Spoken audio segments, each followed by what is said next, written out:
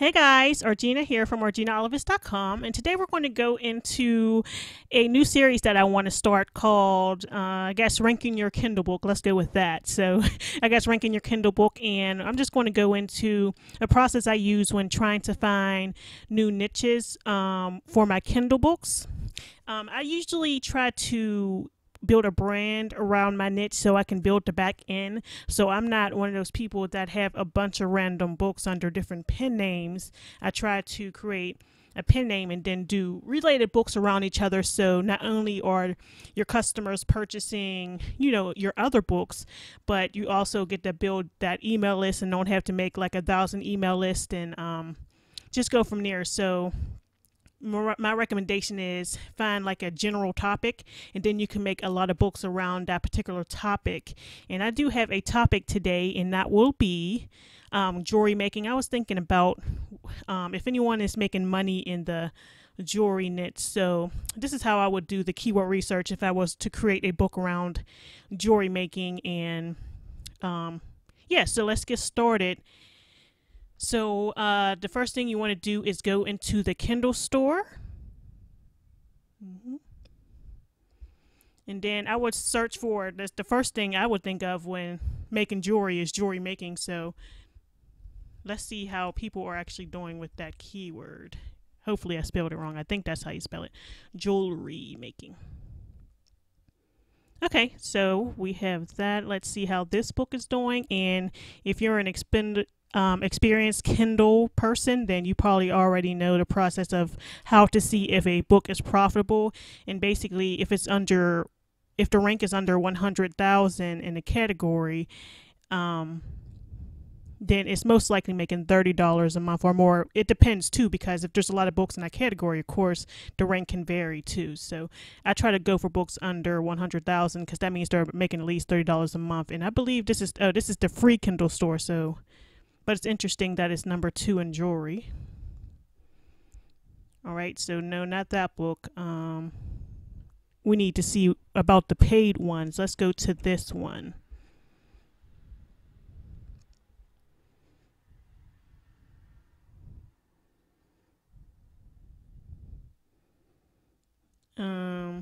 All right, jewelry making, blah, blah, blah. Oh, that's a good word, handmade jewelry. That will be a good keyword. See, you can look at other people's books and say, I'm trying to think of keywords, and then make sure when you're going through this process to write all the keywords down. So let me write that down to remember. So I'll write handmade down. That's a good keyword to use. So, okay, 271. That's not impressing me too much, honestly. 271,000.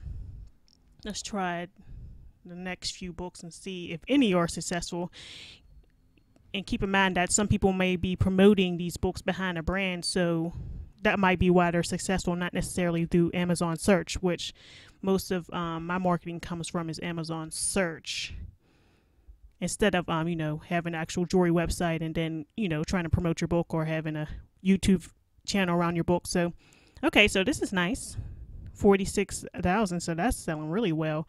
I wonder if this person is, you got to do your research. Just do your research and see if this person has a website or not. I don't see a website link right now. Oh, okay, she got an email list, so they're doing pretty well. Cool. And then they got tools, most likely, and that's great because they can really build on the back end of that too, and try to recommend some tools and stuff. So you got to think about the back end too while you're doing this. Okay, jewelry making. Let's try this one. So we see that the third book going down. Well, that one's free, so really the second book going down selling pretty well. Let's try this one.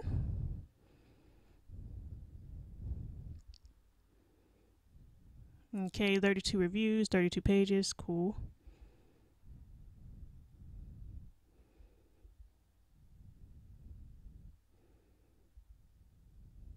All right, 127. That's not bad.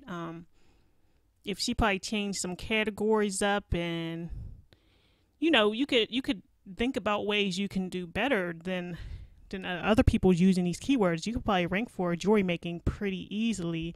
And I think, you know what, I would say that is a profitable niche.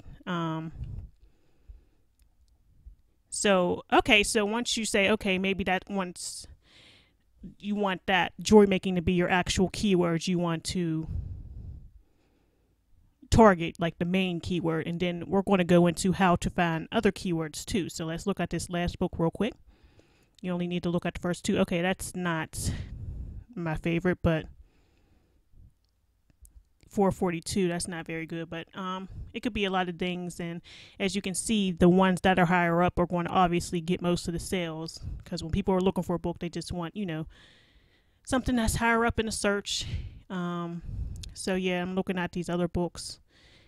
This is really cool. They got two beside each other. I like that. So let's not get distracted. Okay, so the next thing I would do, so I have handmade. Jewelry making would be probably the first keyword I use in my title. We'll get more into titles in a little bit. So, okay, I wrote down handmade. Let's go, and this is a trick I learned. You know, I'm in a lot of courses, a lot of Kindle courses. If there's a course out there, I most likely am in it. I invest heavily into my business and invest in myself. So I learn a lot, and I don't mind sharing this stuff. So the next thing I would do is type in A. You go through the whole alphabet and see if there's anything that makes really sense, and it's probably more of a common word. You don't want it to be, you know, too uncommon. I don't think anybody would be searching for jewelry art, maybe jewelry antique. So that might be a word you might want to use. And also you want to look at the results up here. I forgot to tell you about that. 540 results for jewelry making. And these people might not be necessarily using jewelry making in the title, but they're definitely using it as a keyword. So 540 is not bad compared to some of the other keywords you might look up, believe me. So that's not bad at all. I think if you really, you know, do your marketing and really know what you're doing, you can really dominate this. So jewelry A. So I want to go and let's try jewelry antique. We'll see if anybody's even looking for that.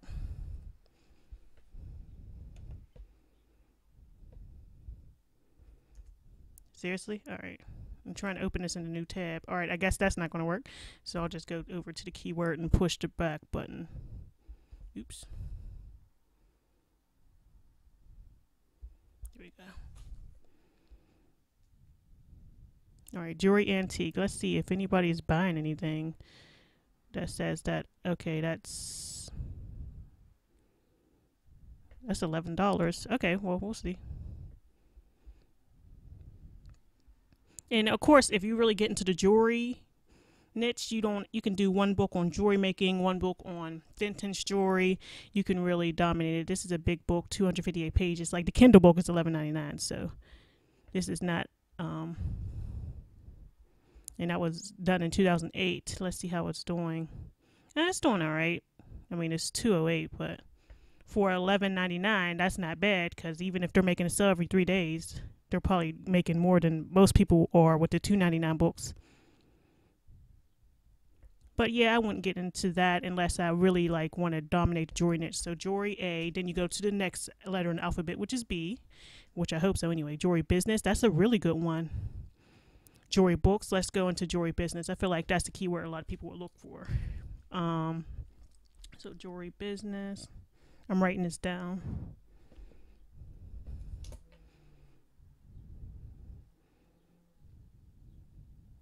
Okay, let's look at this first one.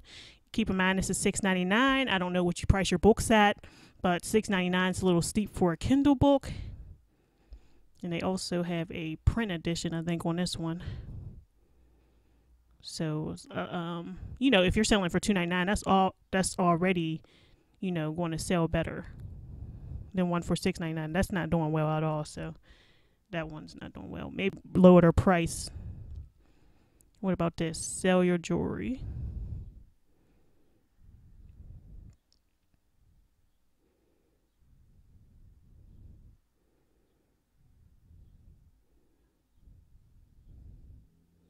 $186. That's not bad. I mean, every other day or so. They sell a book every 3 days, 4 days, something like that, especially for the price. So if you get into this, that could be really good jewelry business, because you figure if you're doing a $2.99 book, which most of my books are priced at $2.99, then you already have a leg up over the competition. So that's really good.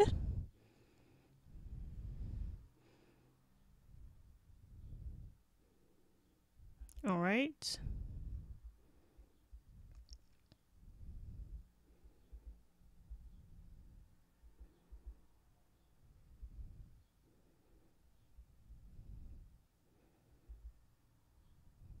Okay, so as you can see, the one for $2.99 is $131. So it's something you would have to test out. It's something that you have to get in there and just see what you can do.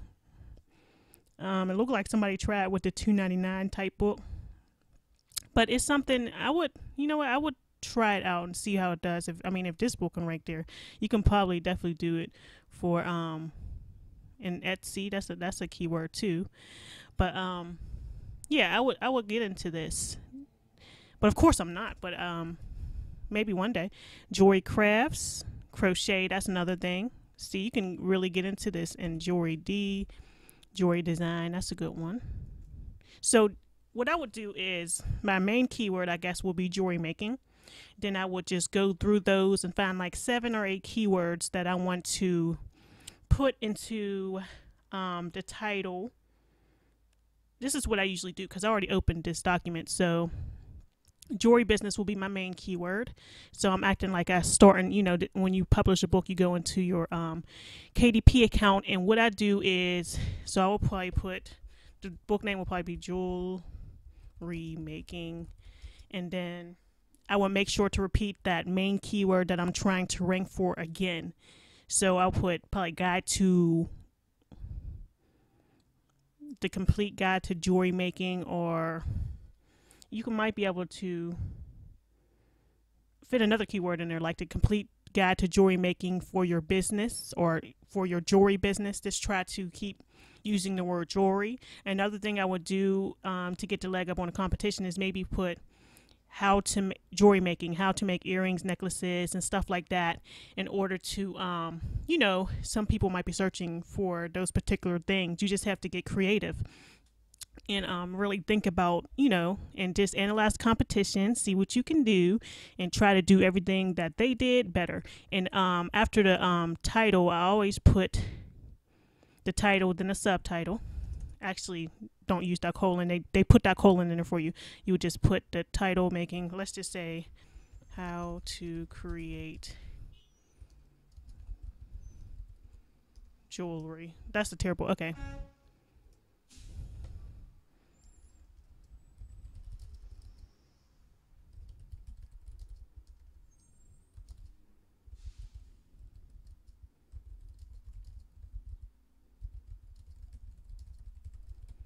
Something like that, but just go back and perfect it so it makes sense. Guide to creating joy with your creating jewelry. I don't know if anybody was searching for that, but guide to creating joy with your jewelry making business, or you could put guide to jewelry making for your business, or you could just leave business out and just try to make it like a book about jewelry making. Also think about things like beads, beading, crocheting, or you can just focus right now on jewelry making, I guess, just like a gist of it, and then you can go into different books about crocheting and all this other stuff and really build up a brand. So another place to put keywords is check this box. Is this part of a series? So this is where they will put your keywords inside of parentheses, and this is a place I usually do 3 keywords in here. So this is a place I will put like handmade, jewelry business, or you can put handmade in the subtitle. Just make sure to get those keywords in there. Another place I add keywords is in the description. At the end, I always have something that says tags, and then I put, after I put my description, I always put tags, and then I add, what the tags are. So, and the tags will be jewelry business, blah, blah, blah. So just make sure to put a space in between that. So those are the places that I add keywords. So I just want to thank you very much for watching. If you have any questions, please leave them in the comments below so we can all learn from each other. And I will see you in the next video. Also, I want to mention that I do have a free Create Space creation course that you can opt into at the the link will be in the description. So I have a free a free creation space video. It's like an hour long. It's like a course, and what you would do is just opt in at the end of this video. So thank you for watching again, and I will see you in the next video when we'll be talking about categories and you know, how to get into some categories to possibly have your book as a bestseller. So talk to you soon.